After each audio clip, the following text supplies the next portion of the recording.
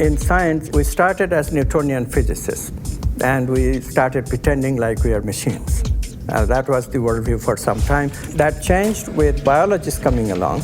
Biology gives a different view of the human being altogether. Biology says that, well, we are machines, but we are machines with competition, with survival in mind. And we fight for our survival, we compete.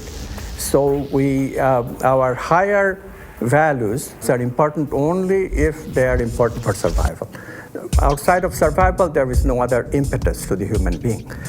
And because of this idea, we have become, as you know, extremely competitive in our society. If somebody else has something, I must get it. If somebody else doesn't have it yet, I must get it before he or she gets it. And this idea is causing havoc in our society. Much of our progress in human civilization has been driven by egoistic competition. People try to outdo each other, and that creates better science, better technology, etc. However, now we're at a point where this ego drive has become so extreme that it will stop at nothing in order to be more or have more than others. And so companies are destroying the ecosystem, bankers are creating economic crisis, people are building themselves on the ruin of others.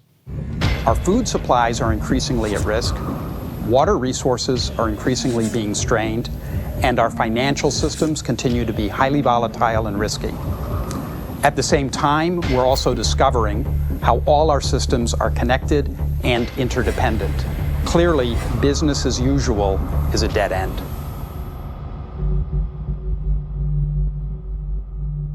In the previous days and times, we've been involved, not exclusively, but largely, in the process of individual survival. How do I get through the day? How do I get through the week? How do I get through the month? In the 21st century, we're learning now that we can no longer concentrate on individual survival strategies, that unless we begin to coalesce those strategies and learn how we can survive collectively, that no individual is going to survive in the long run. Again, I don't want to be an alarmist, but I realize that we are facing a very critical time now. The separation theology that humanity has established through the years has created a separation cosmology. That is a cosmological way of looking at things that says everything is separate from everything else. And a separation cosmology has produced a separation sociology that is a way of socializing with each other that says, I'm over here and you're over there, and our interests will not meet unless they do. If they do, we'll try to cooperate, but if our interests do not meet, if we have separate interests, I may just have to harm you. I may, in fact, just have to kill you.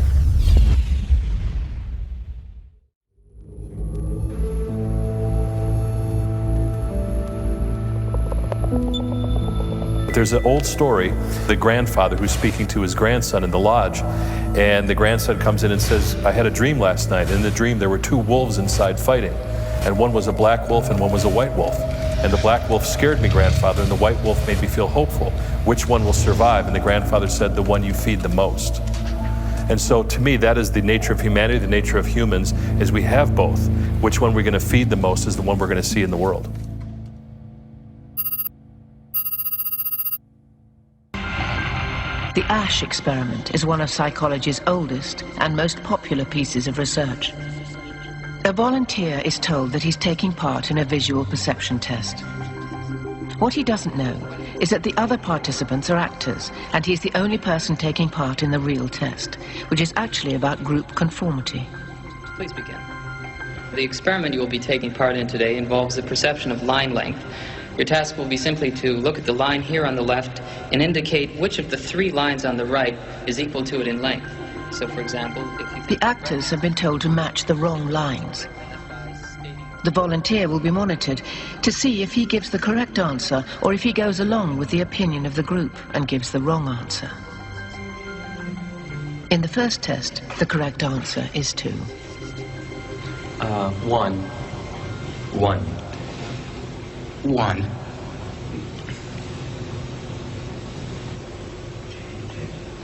It's 2. 1. Once again, the correct answer is 2. 3. 3. 3.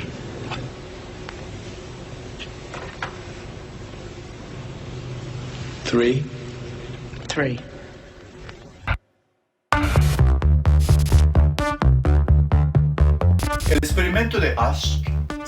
The Asch conformity experiment has been repeated many times.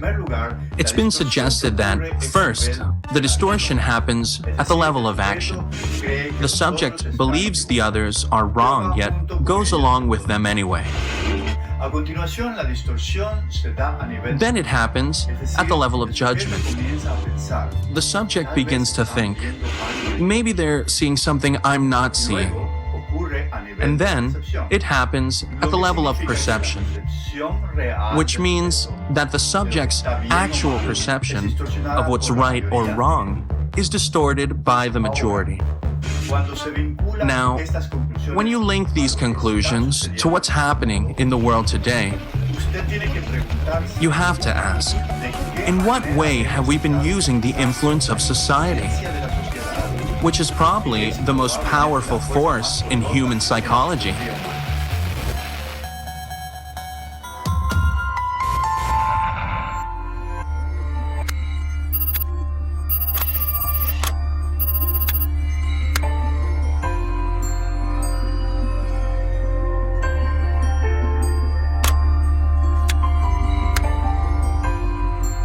Over 40 years ago, I was cloning stem cells, and one of the first experiments just so blew my mind that it really changed the whole course of my education and my life.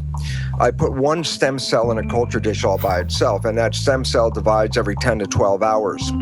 After about a week to 10 days, I have thousands of cells in the petri dish, but what's most important is all these cells are genetically identical to each other. And then what I did, and this is the experiment, I separated a culture of genetically identical cells into 3 different petri dishes, and I changed the environment. But the culture medium to cells is like the world that we live in. It's got the air, the water, the food, all the things in it. So I had 3 different environments, yet genetically identical cells in each dish, and the results revealed that in environment A, the cells form muscle, in environment B, the cells form bone, and in environment C, the cells form fat cells.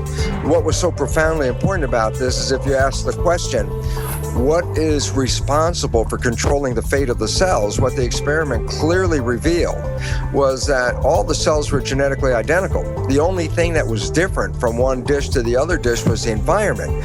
So while at the time I was teaching medical students the conventional story out of the textbook, the concept of genetic determinism, that genes control our fate and our lives, my experiments revealed a completely different story, and that was, it was the environment that was primarily responsible in shaping the behavior and genetics.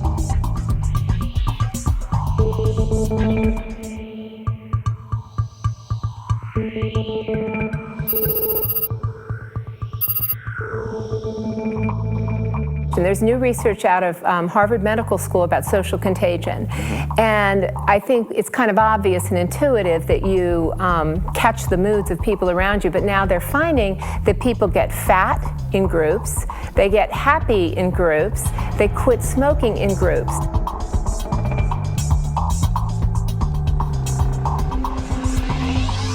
Nicholas Christakis and I have been very fortunate to find a resource in the Framingham Heart Study that we never imagined we could find. They were asking people for 32 years, who are your family members? Where do you work? Where do you live? And most importantly, who are your friends? For the first time, now that we have data like this, we are able to get a bird's eye view of networks like the networks that you live in. We had some validated measures of various emotions, including happiness.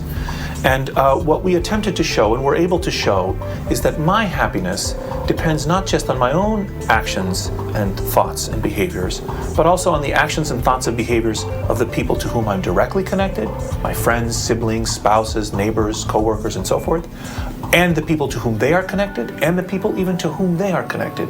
And what this finding is showing us is that it's not just behaviors that are spreading through networks, it's also these emotional states that are spreading through networks. So we think that what's spreading is this tendency to transmit ideas, these norms of behavior.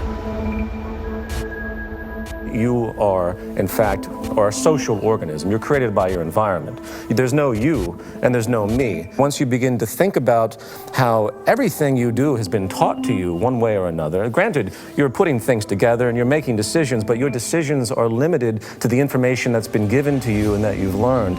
So I'm a walking amalgam of a social engineering, so to speak. If I see myself as separate from everything else, that I could say is incorrect. For example, everyone knows they have to breathe. Through time, people will begin to understand that their integrity is only as good as the integrity of everything else around them. So what is happening in science is really quite pathetic, and what is happening in the public at large is also equally pathetic, because what is happening is that by pretending to be something, we are becoming that something. By pretending to be something, we are becoming that something.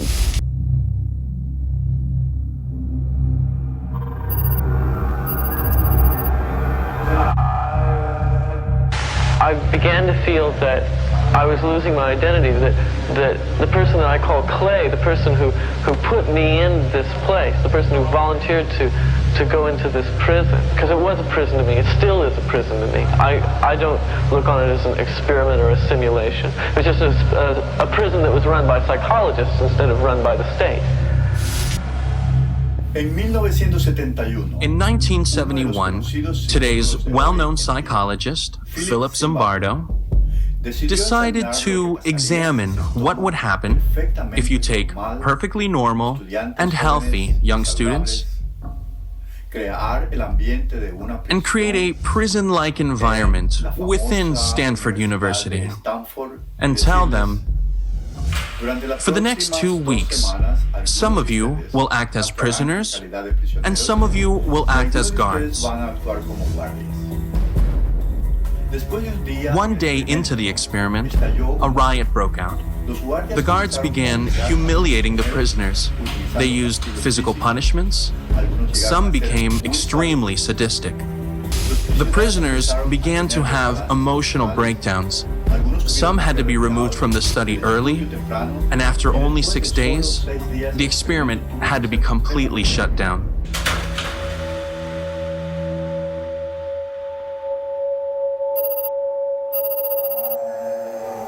I had really thought that I was incapable of this kind of behavior. I was surprised, even I was dismayed to find out that I could really be that I could act in a manner so absolutely unaccustomed to anything I would even really dream of doing. And while I was doing it, I didn't feel any regret. I didn't feel any guilt. It was only afterwards when I began to reflect on what I had done that this behavior began to dawn on me, and I realized that this was a part of me I hadn't really noticed before.